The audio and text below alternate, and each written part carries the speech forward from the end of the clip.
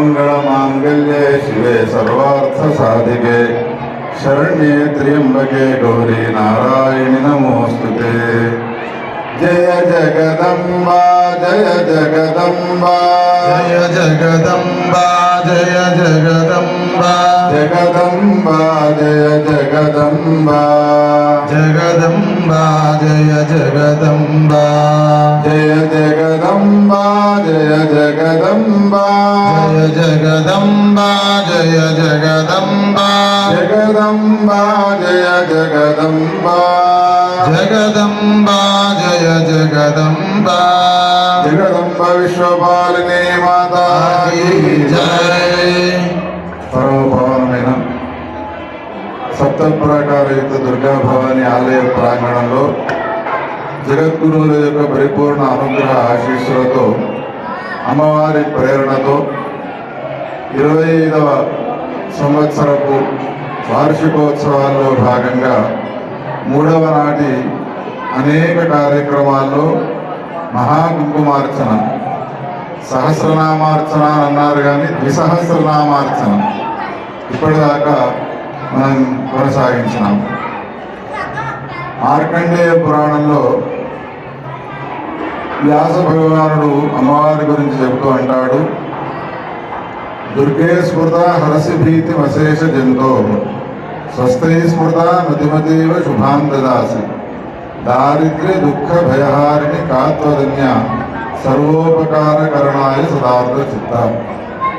ఎవరైతే నీ సమీపానికి వచ్చి దుర్గా అని అంటారో, వ్యాసుని యొక్క విశాల హృదయం చూడండి, దుర్గా అని అంటారో అని కూడా అనలేదు, దుర్గా అని స్మరిస్తారో.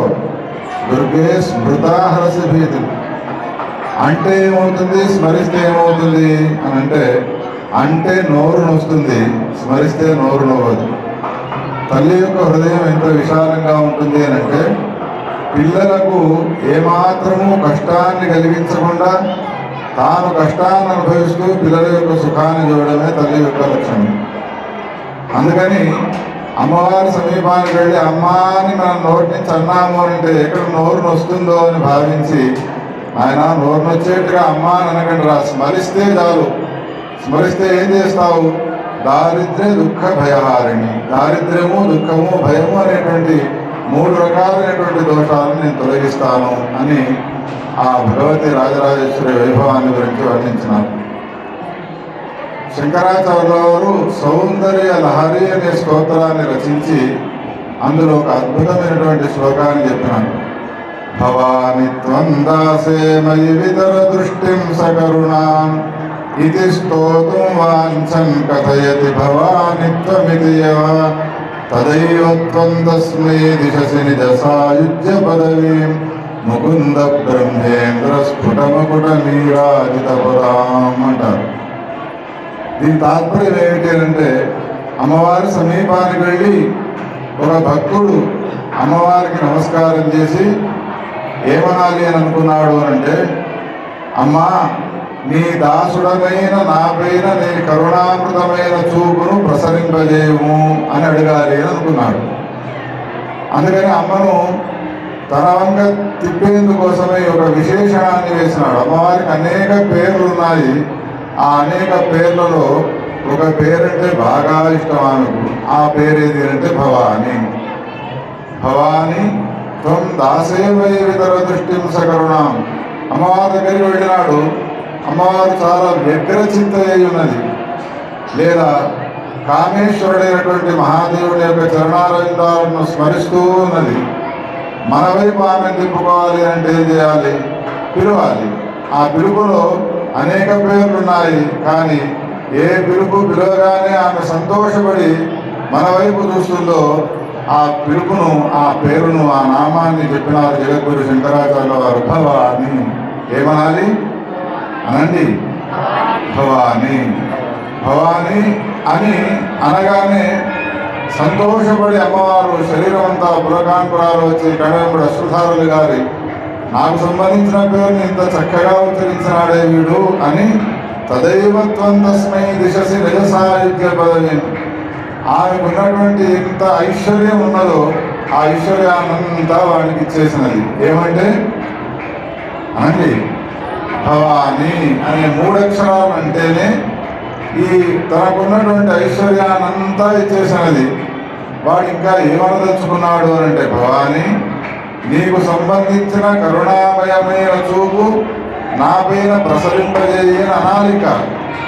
భవాని అనే 3 అక్షరాలు ఎవరికే ఉన్న ఐశ్వర్యానంతా ఇచ్చిన తర్వాత నీకు సంబంధించిన కరుణామృతమైన చూపును నా పైన ప్రసరింపజేయనేటువంటి మాటలకు ఇచ్చేందుకు తన దగ్గర ఏమీ లేక ఆమె మనకు రుణపడి ఉన్నది అని వర్ణిస్తాడు. అంటే తాత్పర్యం ఏమైనది?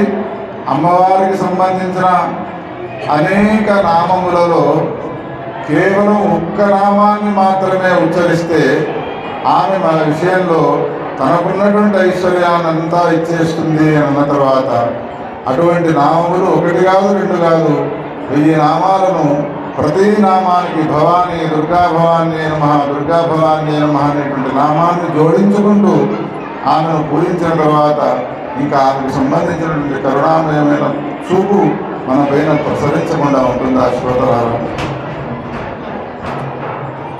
ఇంకా బ్రహ్మ విష్ణు మహేశ్వరుడు సృష్టి స్థితి సంహారాలను చేయాలి అంటే ఆమె సమీపానికి వెళ్ళి ఆమె చరణధూళిని అపేక్షిస్తాడు.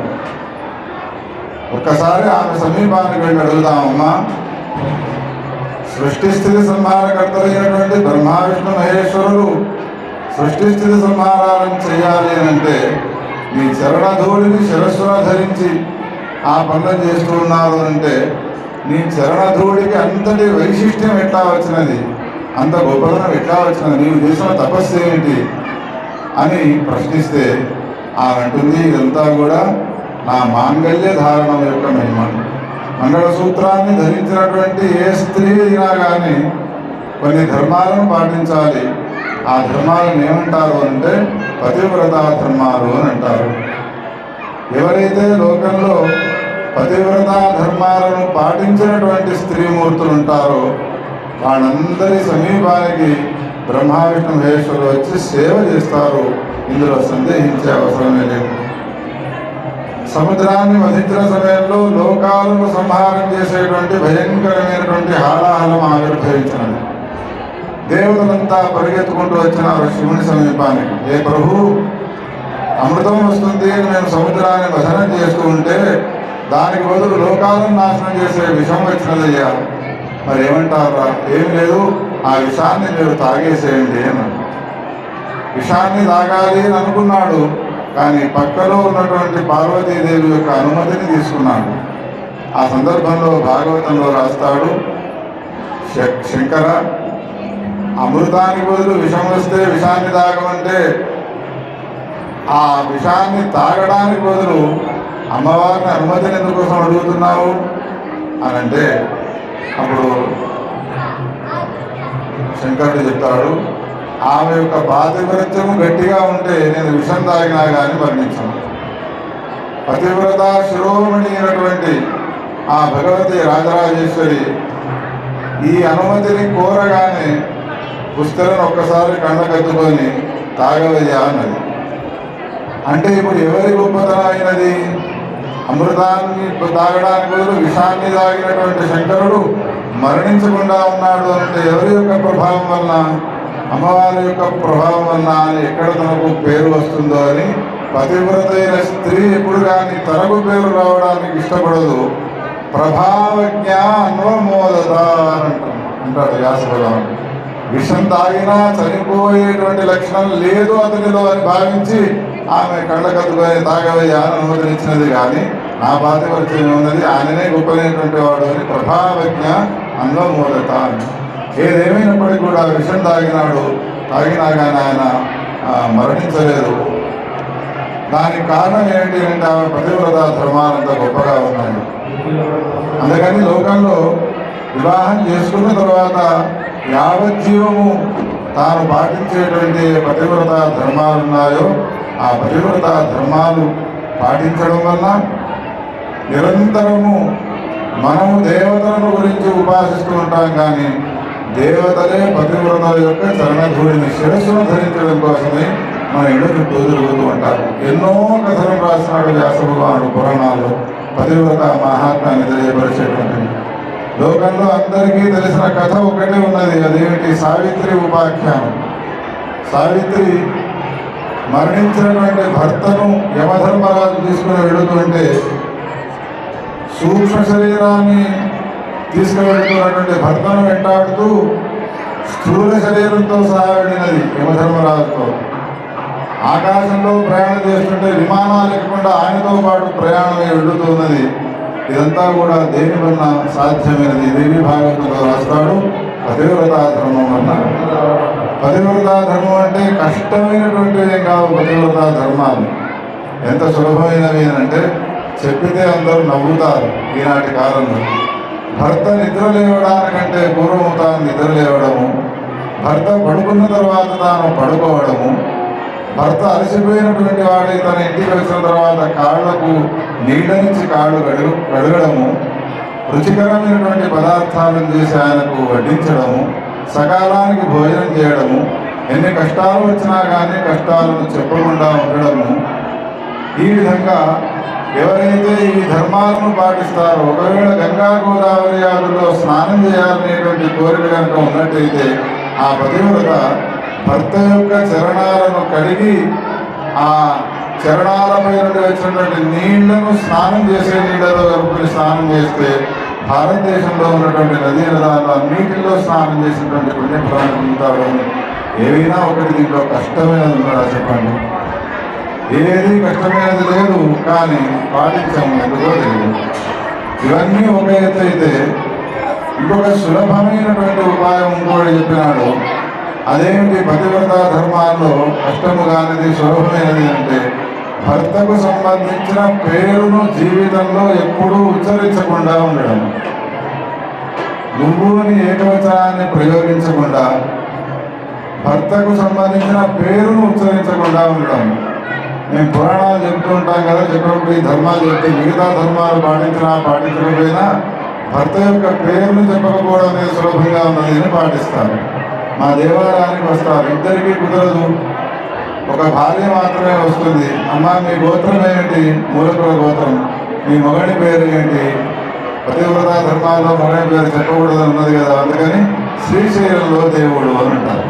ఓ మల్లేష్ గుప్త నామధేయస్య, కరెక్ట్ చెప్పినావయ్యా. అంటే భర్తకు సంబంధించిన పేరును ఉచ్చరించకుండా కాపాడుకోవడం అనేటువంటిది ఏదైతే ఉన్నదో అది పతివ్రతా ధర్మాల్లో ప్రధానం. ఇటువంటి ధర్మాలను ఎన్నిటినో సావిత్రి, అనసూయ మొదలైనటువంటి మహాపతివ్రతల ద్వారా ధర్మాలన్నిటి కూడా విని భగవతి రాజరాజేశ్వరి పతివ్రతలలోకెల్లా శిరోమణి అయినది. అందుకని ఆమెను ఎవరైతే పూజిస్తారో, ఆమెను ఎవరైతే సేవిస్తారో, ఆమెను ఎవరైతే స్మరిస్తారో, పూజించి సేవించి స్మరించిన వాళ్ళకందరికీ కూడా పాతివ్రత్య ధర్మాలు సంక్రమిస్తాయి అని వ్యాస భగవానుడు పురాణాలు చెప్పినాడు. ఒక విలక్షణమైనటువంటి కథను ఈ సందర్భంలో చెప్పాలి అని అనిపిస్తున్నది. 2 నిమిషాలు ఉంటుంది, ఎక్కువ సమయం వెచ్చించను. విశ్వామిత్రునికి ఒక కూతురు ఉన్నది. ఆ కూతురుకు వివాహం చేసినాడు. వివాహం అయిన తర్వాత ఆ ఇద్దరు దంపతులు ఒక ఆశ్రమంలో నివాసం చేస్తూ ఉన్నారు. విశ్వామిత్రుని యొక్క కూతురు అల్లుడు. ఒకనాడు అరణ్యానికి వెళ్ళినారు సమిధనం తీసుకురావడానికి. సమిధనం తీసుకొని వస్తూ ఉంటే ఒక లంకె బిందె దొరికినది. లంకె బిందెలో ఏముంటుందో తెలుసా మీకు? బంగారు కాసులు ఉంటాయి. ఆ బిందెను చూడగానే విశ్వామిత్రుని అల్లుడికి ఎక్కడ లేని సంతోషం కలిగినది. మనకున్న దారిద్ర్యం అంతా తొలగిపోయినదే, ఈ గుడిసెకు బదులు ఒక దివ్యమైనటువంటి భవనాన్ని నిర్మించుకోవచ్చు అని దాన్ని తీసుకోబోతుంటే విశ్వామిత్రుని కూతురు ఉన్నది, లంక బిందెలకు సంబంధించిన ధనాన్ని మనం వాడుకోకూడదయ్యా, దానివల్ల మన వంశమంతా నాశనం అయిపోతుంది. అందుకని ఆ లంక బిందెను ఎక్కడైనా దూరాన వేసి రాపో అని ఆమె కోరినది. కోరగానే ఆయన లంక బిందెను తీసుకొని దూరడానికి తీసుకెళ్ళి పాల్గొనడానికి వెళ్ళినాడు. ఇంతలో ఏమైనది? ఈ విశ్వామిత్రుని యొక్క కూతురు చాలా అందంగా ఉంటుంది. ఆ పక్కన ఒక రాక్షసుడు వెళుతూ ఉన్నాడు. ఆ ఆమెకున్నటువంటి సౌందర్యానికి ముగ్గుడి నన్ను వివాహం చేసుకో అంటాడు. ఏకాంతంలో ఈ విధంగా తనను వివాహం చేసుకోమని అంటున్నటువంటి రాక్షసునితో విశ్వామిత్రుని కూతురు అంటుంది, నాకు ఎదురికే వివాహమైనదయ్యా, నేను పతివ్రత ధర్మాలను పాటిస్తున్నానయ్యా, నన్ను ఇబ్బంది పెట్టుకొని ఎంత చెప్పినా వినకుండా నీ వివాహం చేసుకొని తీరవలసినదే అంటే అప్పుడు ఆమె అన్నది, నా పతివ్రత ధర్మాలను అనుసరించి నీకు శాపాన్ని పెడతాను అన్నది. అప్పుడు వాడు కామాతుడై ఉన్నాడు కాబట్టి కోపంతో ఒకవేళ తాను కోరినా కానీ కోరికను ఈడేర్చలేదు, ఇప్పుడు ఆమె తనను అంగీకరించదు, తాను వెళ్ళిపోయిన తర్వాత భర్త వస్తాడు, వచ్చిన తర్వాత భర్తకి ఈ విషయం చెప్పుతుంది, చెప్పిన తర్వాత ఆయన కమండలంలో నీళ్ళు తీసిన నా పైన చల్లుతాడు, నేను నాశనం అయిపోతాను. అందుకని కామముతో నా కోరిక తీరకపోయినా పర్వాలేదు, కానీ ఈమె మాత్రం ప్రాణాలతో ఉండకూడదు, ఉంటే ఈమె తన భర్తకు విషయం చెప్తుంది, భర్త నన్ను శపిస్తాడు, నేను నాశనం అయిపోతాను అని పొరలో ఉన్నటువంటి ఖడ్గాన్ని తీసి ఆమెను చంపబోతాడు. దానికంటే పూర్వము ఆమెను బలాత్కరించబోతున్న సమయంలో ఆమె శరీరం పాదాల దగ్గర నుండి మొదలుకొని నాభి వరకు శిలగా మారిపోతుంది.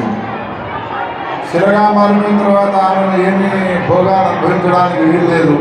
త్వరలో ఉన్న ఖడ్గాన్ని తీసి శిరచ్ఛేదం చేయడానికి పూనుకున్నాడు. శిరచ్ఛేదం చేస్తూ శిరస్సు పైన కత్తిని మోపగానే ఇక నా ప్రాణాలు ఎట్టయినా పోతాయి అని భావించి మరణించే సమయంలో ఏం చేయాలో ఆ పని చేసినది. మరణించే సమయంలో ఏం చేయాలి? మహాదేవ అని గట్టిగా వచ్చింది. ఏమన్నది? నాకు రాలేదు. మహాదేవ అన్నది. మరణించినది. తల కింద పడిపోయినది. వాడు వచ్చిన దారిన వెళ్ళిపోయినాడు రాక్షసుడు. నాభి వరకు శిలామయంగా మారిపోయినది. మరణించినటువంటి శరీరంలో ఉన్నటువంటి సూక్ష్మ శరీరము కైలాసానికి తీసుకుపోబడ్డది. శివదూతలు వచ్చినారు, కైలాసానికి తీసుకుపోయినారు. కైలాసంలో శంకరుడు అడిగినాడు ఈమెను గురించి శివదూతను, ఎట్లా వర్ణించినదో చెప్పండిరా. మరణించే సమయంలో నీ నామాన్ని ఉచ్చరించినదయ్యా. ఓ, మరణించే సమయంలో నా నామాన్ని ఉచ్చరించిన ఈ పతివ్రత శిరోమణి ప్రమథగణాలతో కూడుకున్న మన కైలాసంలో కాదు ఉండవలసినది. ఆమెను తీసుకుని వెళ్ళి మణిద్వీపంలో ప్రవేశపెట్టండి. మరణించే సమయంలో మహాదేవనామాన్ని ఎవరు ఉచ్చరిస్తారో మగవాళ్ళు, వాళ్ళు ప్రమథగణాల్లో ఉంటారు. మరణించే సమయంలో ఏ స్త్రీలు మహాదేవనామాన్ని ఉచ్చరిస్తారో మరణించిన తర్వాత కైలాసానికి వచ్చి వాళ్ళు మణిద్వీపానికి వెళ్తారు.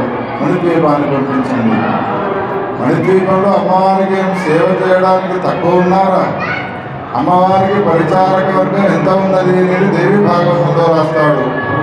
అదే నామాన్ని మనం ఇప్పుడు చెప్పుకున్నటువంటి నామాల్లో కూడా ఉల్లంఘించినాడు. 64 కోటి యోగిని గణ సేవిత, 64,000 కోట్ల యోగిని గణాలు సేవ చేస్తూ ఉంటారు.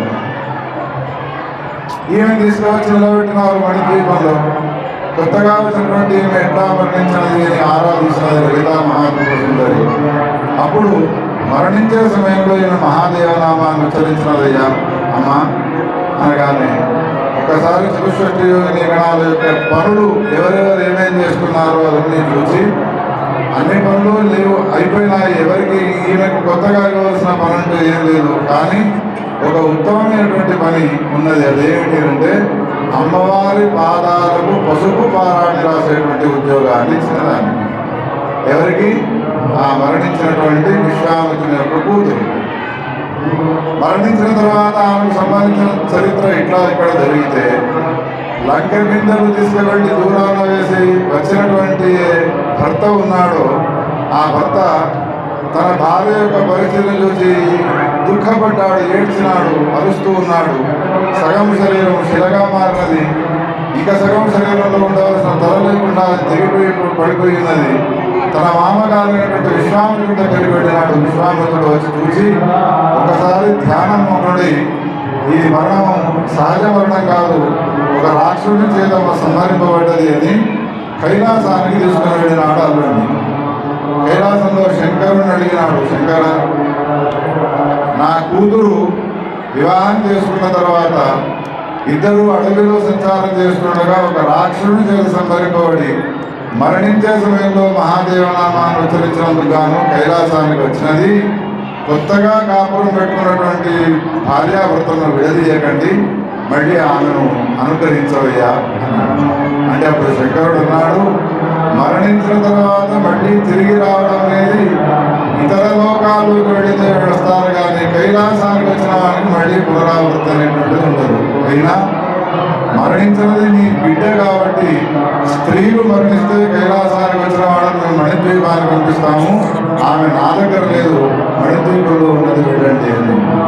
అప్పుడు విశ్వామిత్రుడు అల్లుడు ఇద్దరు కూడా మణిద్వీపానికి వెళ్ళే వరకు మణిద్వీపంలో రత్నసింహాసనం పైన అమ్మవారు కూర్చోనుంటే కాళ్లకు పసుపు పారాయణ పెడుతున్నటువంటి తన కూతురు కనిపించినది. అమ్మవారికి నమస్కారం చేసి, అమ్మ నా కూతురుని అనుగ్రహిస్తే నేను తిరిగి వెళుతాను, నా కూతురుని ఇవ్వమ్మా అంటే అప్పుడు అమ్మవారు ఏమన్నది అంటే, మరణించే సమయంలో మహాదేవనామాన్ని ఉచ్చరించి కైలాసానికి వచ్చి మణిద్వీపంలో చేరి నా ఉద్యోగంలో పనిచేస్తున్నటువంటి ఈమెను ఇవ్వనుగాక ఇవ్వను. ఈమె పతివ్రతా ధర్మాలను పాటించి మరణ సమయంలో మహాదేవనామాన్ని ఉచ్చరించినది. కాకపోతే ఈమెతో సమానమైన సౌందర్యం కలిగిన వాడను ఒక 20 మందిని ఇస్తాను, ఒక 100 మందిని ఇస్తాను, కానీ ఈమెను మాత్రమే ఇవ్వను. ఎందుకమ్మా అనంటే ఈమె నాకు చాలా ఇష్టమైనది. కారణం ఏమిటి అంటే పతివ్రతా ధర్మాలను పాటిస్తూ ఆమె మరణించే సమయంలో మహాదేవనామాన్ని ఉచ్చరించినదిగా ఉన్నారు. అప్పుడు కాళ్ళ వేళ్ళబడి ఎట్లయినా నీవు నాకు ఆ అమ్మాయిని ఇవ్వవలసిందే అని ఆ విశ్వామిత్రుని అల్లుడు ప్రార్థిస్తే, అయితే నీకు ఒక వ్రతాన్ని చెప్తున్నాను, ఆ వ్రతాన్ని నీవు తూచాలకుండా పాటిస్తే వచ్చే జన్మలో నీకేమి భార్యగా వస్తుంది కానీ ఇప్పుడు మాత్రం నీకు ఇవ్వడానికి కుదరదు అని అన్నాడనే కథను పద్మపురాణంలో చెప్పినాడు. చూడండి, మణిద్వీపానికి వెళ్ళాలి అంటే ఎన్నో రకాలైనటువంటి అనుష్ఠానాలను చేయాలి. 700 కోట్ల మహామంత్రాలను పురస్కరణ చేస్తే కానీ మణిద్వీపంలో ఉన్న అమ్మవారి శ్రీపానికి వెళ్ళలేము. కానీ 700 కోట్ల మహామంత్రాలను పుస్తకంలో ఉన్న వాటి ఒకసారి పేజీలు తిరగవేసిన 100 సంవత్సరాల ఆయుష్యం సరిపోదు. మరి మణిద్వీపానికి మనం ఎట్లా వెళ్ళేది? ఒక ఉపాయం ఉన్నది. ఆ ఉపాయం ఏమిటి అంటే స్త్రీగా జన్మించినటువంటి స్త్రీ పతివ్రతా ధర్మాలను పాటించి ఉన్నట్టయితే ఏమాత్రం అడ్డంకులు లేకుండా ఆమెకు కాళ్లకు పసుపు పెట్టేటువంటి ఒక ఉద్యోగాన్ని పొందుతారు అనేటువంటి విషయాన్ని రాసినాడు. అంత గొప్పైనటువంటిది పతివ్రతా ధర్మము. ఈ కథ చెప్పగానే ఆడవాళ్ళు చప్పట్లు కొడతారేమో అని అనుకున్నాను. ఆ మగవాళ్ళు కొడుతున్నారు. ఏదేమైనప్పటికీ కూడా పతివ్రతా ధర్మాలు చాలా శ్రేష్టమైనవి. ఆ పతివ్రతా ధర్మాలన్నింటినీ కూడా తూచా తప్పకుండా పాటించినటువంటి వాళ్ళు ఎవరైనా ఈ అనంత బ్రహ్మాండాల్లో ఉన్నారా అంటే అది కేవలం భగవతి రాజరాజేశ్వరి దుర్గాభవాని మాత్రమే. ఆమెను ఆశ్రయించినటువంటి వాళ్లకు కామాశ్రితానాం నవిబంధనానాం కామాశ్రితాహి ఆశ్రయకాం ప్రయాంతి. నిన్ను ఆశ్రయించినటువంటి వాళ్లకు విపత్తులే ఉండవు. ఒక మాట చెప్పాలన్నా ఏమిటి అంటే నిజమైన ఆశ్రయాన్ని పొందిన వాళ్ళు అవుతారు. వాళ్ళు ఎవరు అనంటే ఎవరు దుర్గాభవాన్ని ఆశ్రయించిన వాళ్ళు అని అనేక రకాలైన విషయాలను అమ్మవారి గురించి చెప్పినాడు. అటువంటి పరమ ఉన్నత స్థానంలో ఉన్నటువంటి పతివ్రత శిరోమణినటువంటి భగవతి రాజరాజేశ్వరి దుర్గాభవాని 25వ వార్షికోత్సవాన్ని పురస్కరించుకొని కుంకుమ పూజలో మీరంతా కూడా పాల్గొని 3వ నాటి ఈ కార్యక్రమాన్ని సుసంపన్నం చేసినారు. దేవదుర్లభమైనటువంటి అమ్మవారి చరణాల కంటినటువంటి కుంకుమ మీ ముందు విరాజిల్లుతున్నది. దీన్ని మీరు దాచిపెట్టుకుని భద్రపరిచి ప్రతిరోజు దీన్ని మీరు నొసటన పెట్టుకుంటే ఇంద్రాది దేవతలే మీకు దాస్యం చేస్తారు అనడంలో ఏమాత్రం అతిశయోక్తి లేదు. అటువంటి పరమ పావనమైనటువంటి కుంకుమ పూజలో పాల్గొన్న మీ అందరికీ భగవతి రాజరాజేశ్వరి దుర్గాభవాని పరిపూర్ణ అనుగ్రహ కటాక్ష వీక్షణాలు సదా సర్వకాల కానీ ఆశీర్వచనం చేస్తున్నాను. జగదంబ విశ్వపాలిని మాతా